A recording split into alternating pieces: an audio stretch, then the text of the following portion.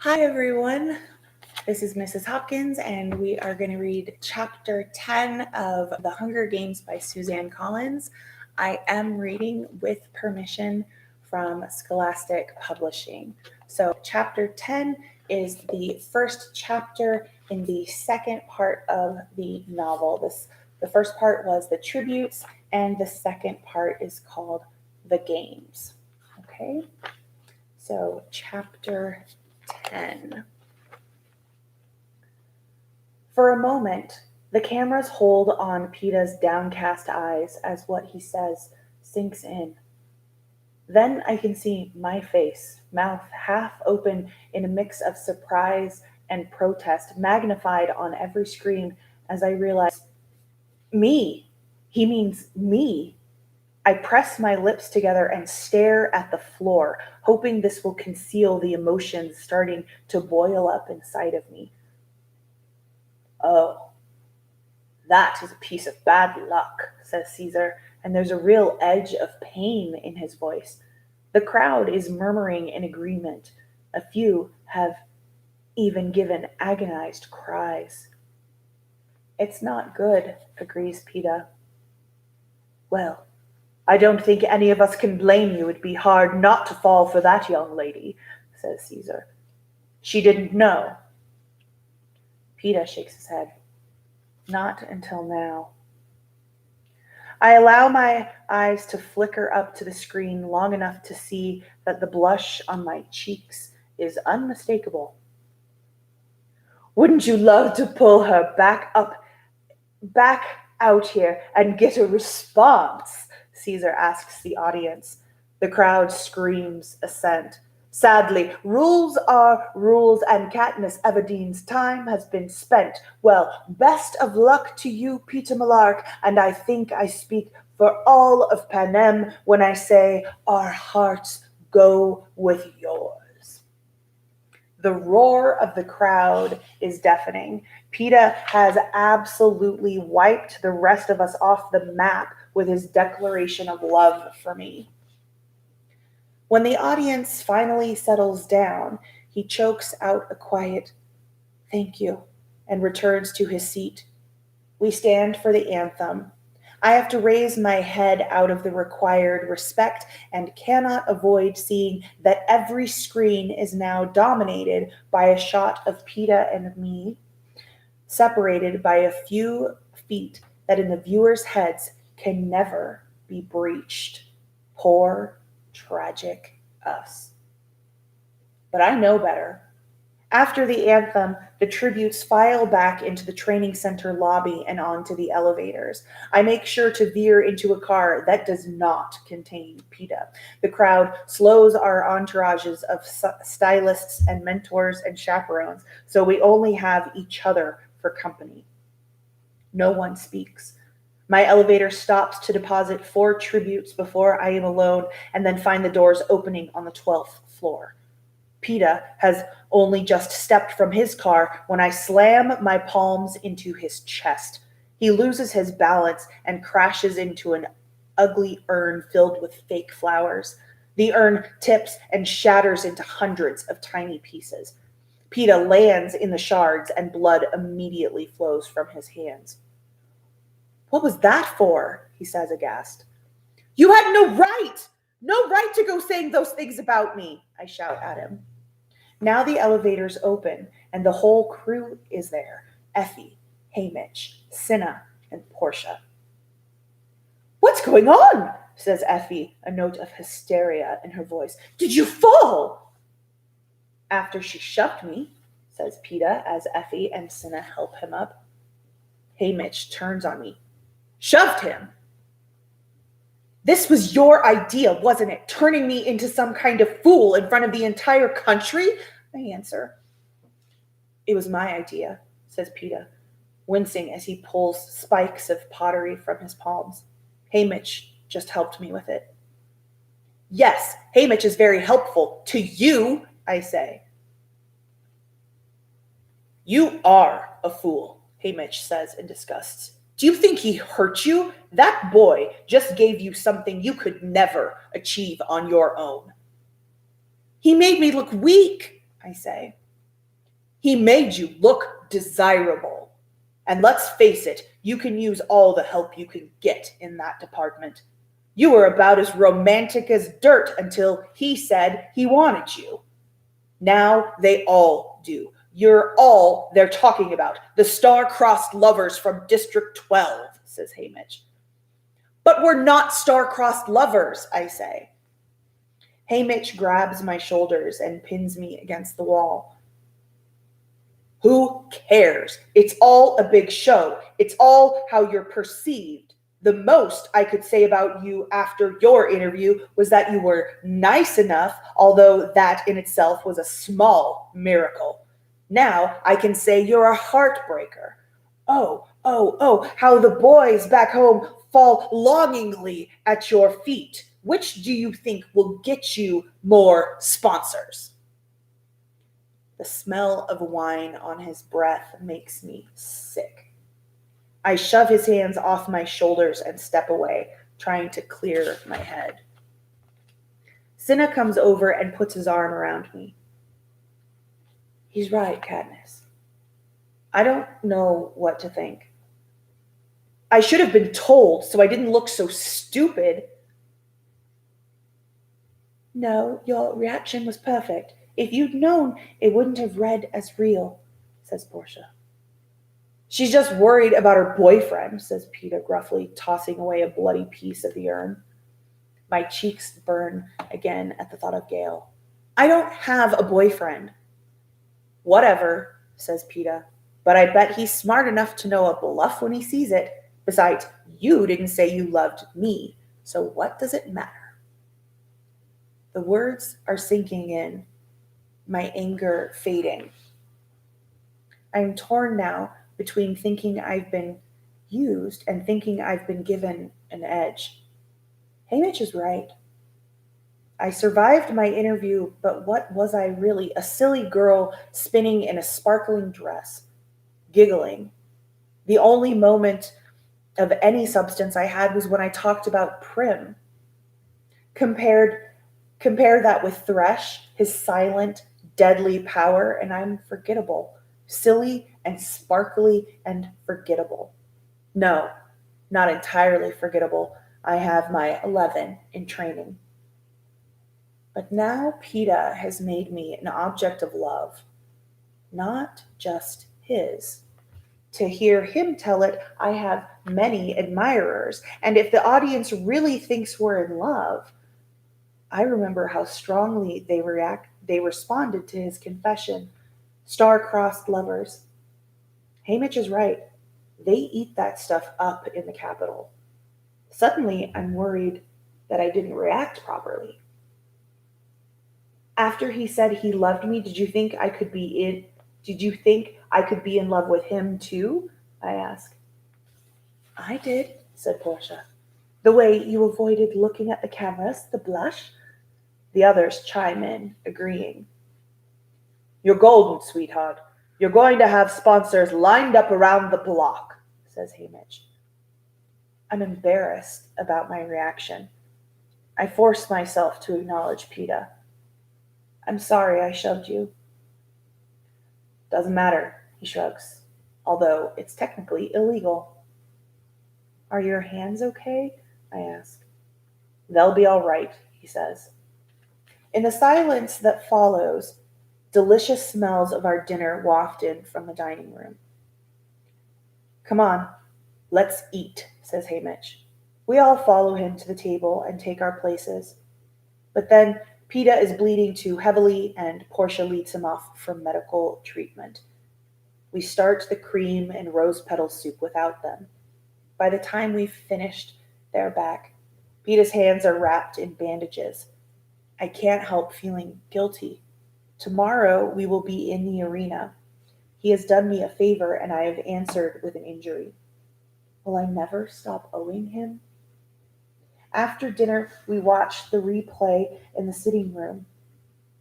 I seem frilly and shallow, twirling and giggling in my dress, although the others assure me I am charming. Peeta actually is charming and then utterly winning as the boy in love. And there I am, blushing and confused, made beautiful by Cinna's hands, desirable by Peta's confession, tragic by circumstance, and by all accounts, unforgettable. When the anthem finishes and the screen goes dark, a hush falls on the room. Tomorrow at dawn, we will be roused and prepared for the arena. The actual games don't start until 10 because so many of the capital residents rise late. But Peta and I must make an early start. There is no telling how far we will travel to the arena that has been prepared for this year's games. I know Haymitch and Effie will not be going with us. As soon as they leave here, they'll be at the game's headquarters, hopefully madly signing up our sponsors, working out a strategy on how and when to deliver the gifts to us. Cinna and Portia will travel with us to the very spot from which we will be launched into the arena. Still, final goodbyes must be said here. Effie takes both of us by the hand and, with actual tears in her eyes, wishes us well. Thanks us for being the best tributes it has ever been her privilege to sponsor.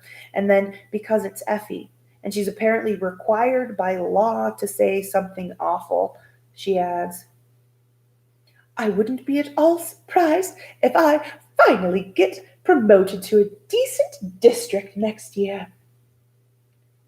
Then she kisses us each on the cheek and hurries out, overcome with either the emotional parting or the possible improvement of her fortunes. Haymitch crosses his arms and looks us both over.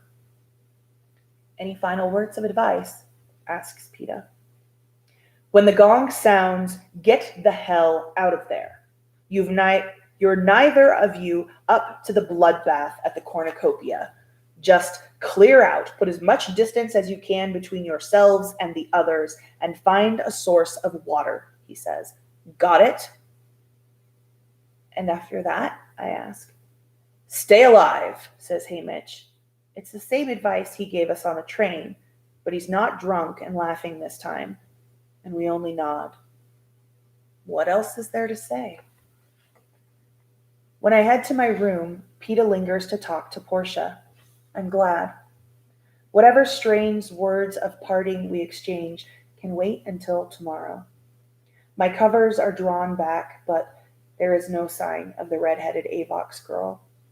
I wish I knew her name. I should have asked it. She could write it down, maybe, or act it out. But perhaps that would only result in punishment for her. I take a shower and scrub the gold paint, the makeup, the scent of beauty from my body. All that remains of the design team's efforts are the flames on my nails. I decide to keep them as a reminder of who I am to the audience. Katniss, the girl who is on fire. Perhaps it will give me something to hold on to in the days to come. I pull on a thick, fleecy nightgown and climb into bed. It takes me about 5 seconds to realize I'll never fall asleep.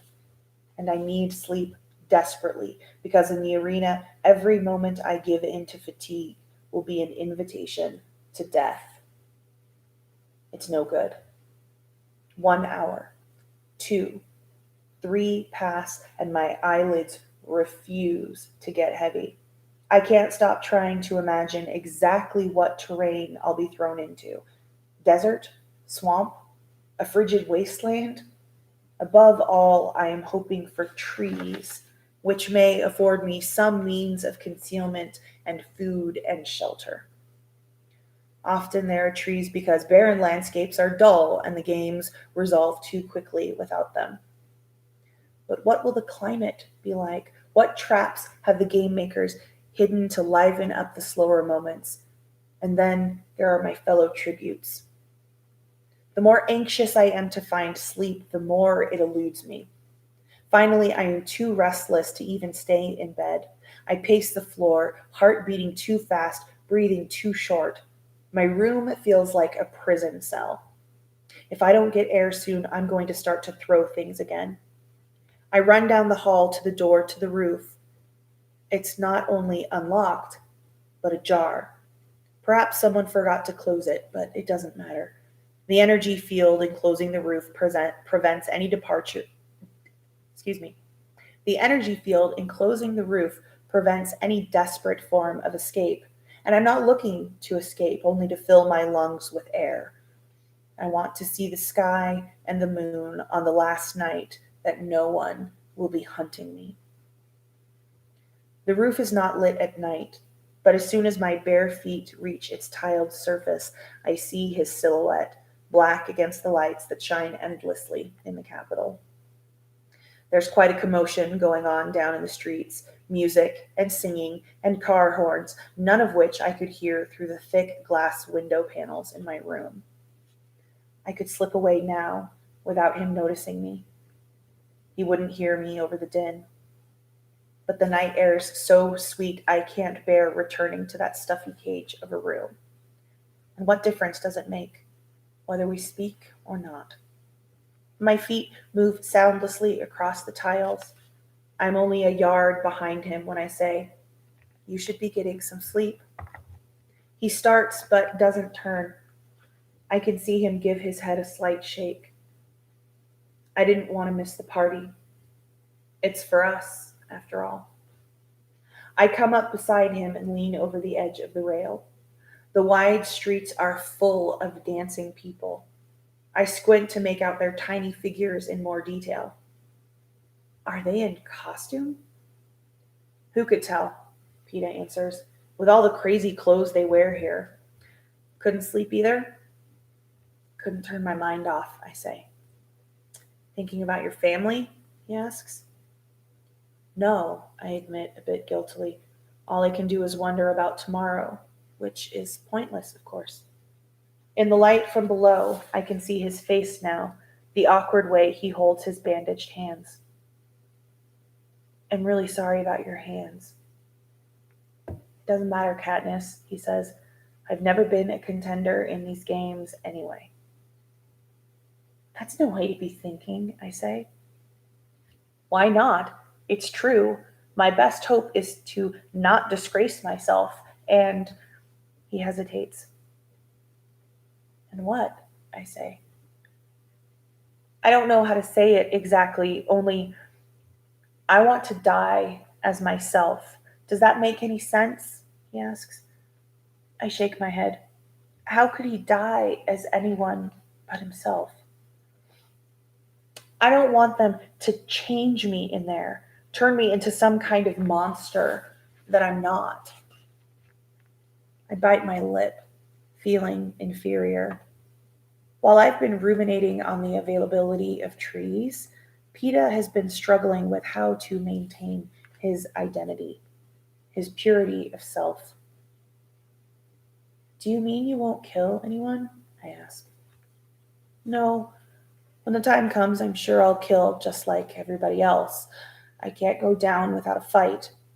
Only I keep wishing I could think of a way to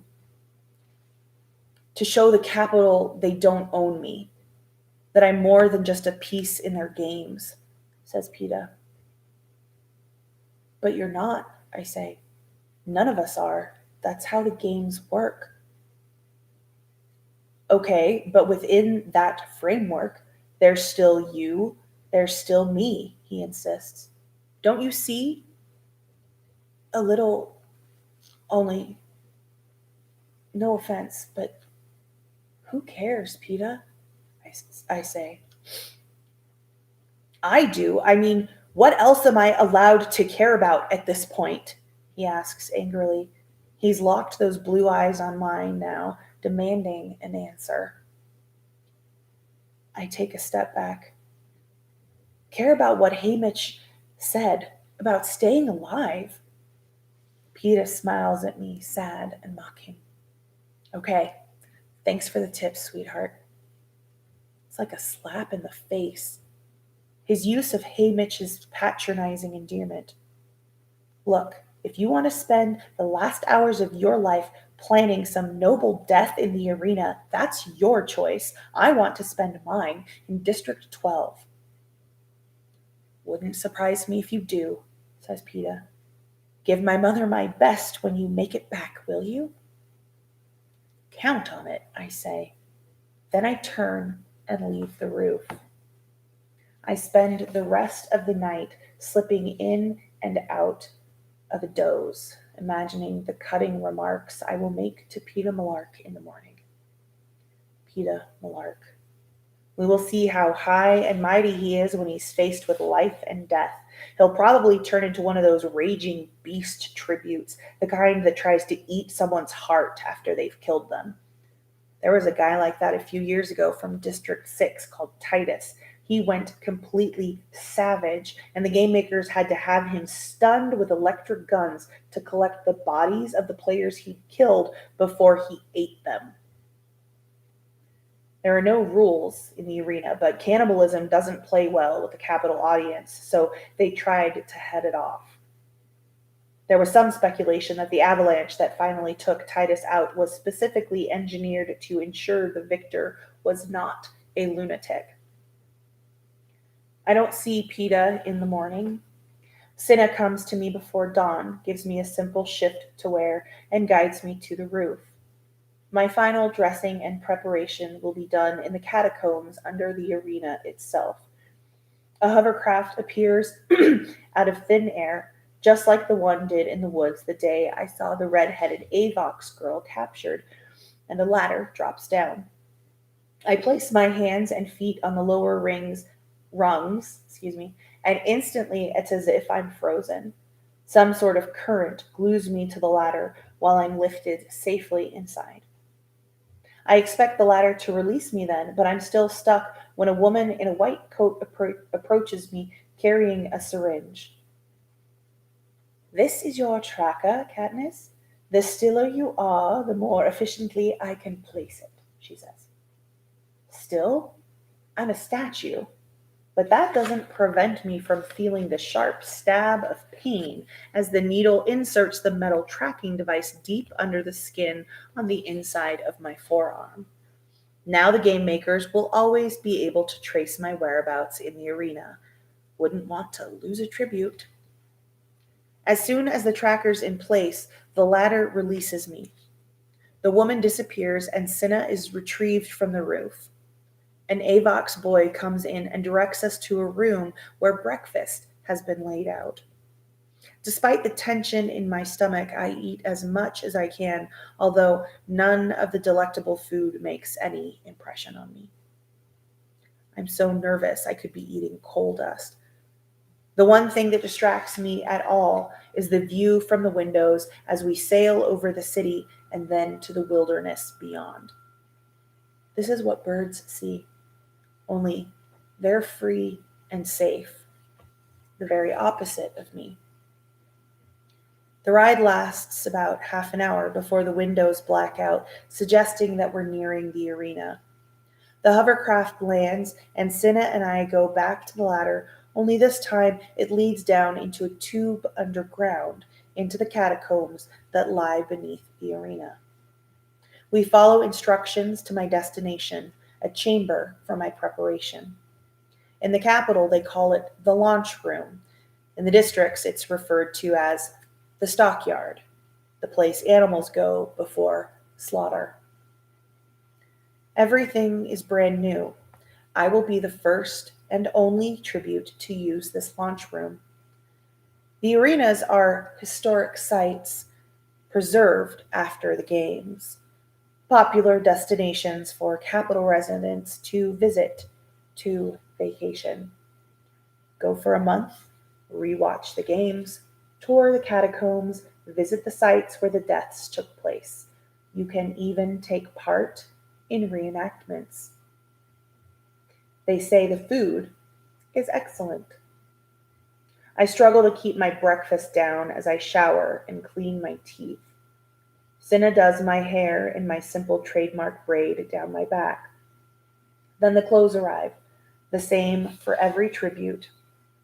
Cinna has had no say in my outfit, does not even know what will be in the package, but he helps me dress in the undergarments, simple tawny pants, light green blouse, sturdy brown belt, and thin hooded black jacket that falls to my thighs.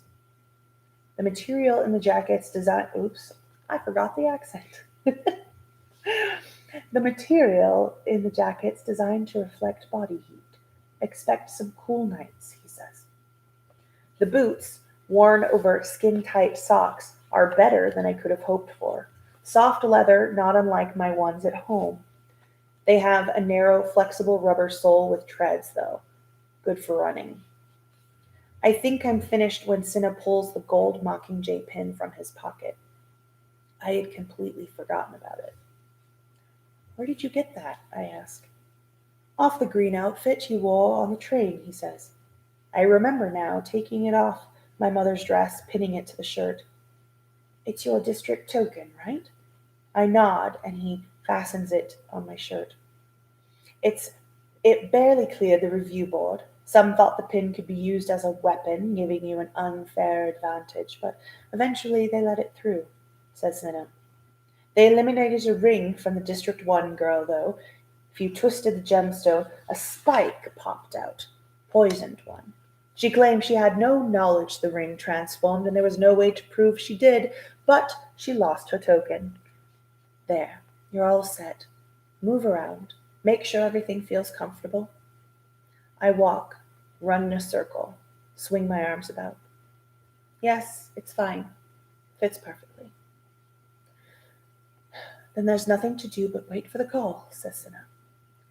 Unless you think you could eat any more. I turn down food but accept a glass of water that I take tiny sips of as we wait on a couch. I don't want to chew on my nails or lips, so I find myself gnawing on the inside of my cheek. It still hasn't fully healed from a few days ago. Soon the taste of blood fills my mouth. Nervousness seeps into terror as I anticipate what is to come. I could be dead, flat out dead in an hour. Not even. My fingers obsessively trace the hard little lump on my forearm where the woman injected the tracking device. I press on it, even though it hurts. I press on it so hard a small bruise begins to form. Do you want to talk, Katniss? Cinna asks. I shake my head, but after a moment hold out my hand to him. Cinna encloses it in both of his. And this is how we sit until a pleasant female voice announces it's time to prepare for launch. Still clutching one of Cinna's hands, I walk over and stand on the circular metal plate. Remember what Haymitch said. Run, find water. The rest will follow, he says. I nod. And remember this. I'm not allowed to bet, but if I could, my money would be on you. Truly, I whisper. Truly, says Cinna. He leans down and kisses me on the forehead. Good luck, girl on fire. And then the glass cylinder is lowering around me, breaking our handhold, cutting him off from me. He taps his fingers under his chin, head high. I lift my chin and stand as straight as I can. The cylinder begins to rise. For maybe 15 seconds, I'm in darkness, and then I can feel the metal plate pushing me out of the cylinder into the open air. For a moment, my eyes are dazzled by the bright sunlight, and I'm conscious only of a strong wind with the hopeful smell of pine trees. Then I hear the legendary announcer Claudius Templesmith as his voice booms all around me. Ladies and gentlemen, let the 74th Hunger Games begin!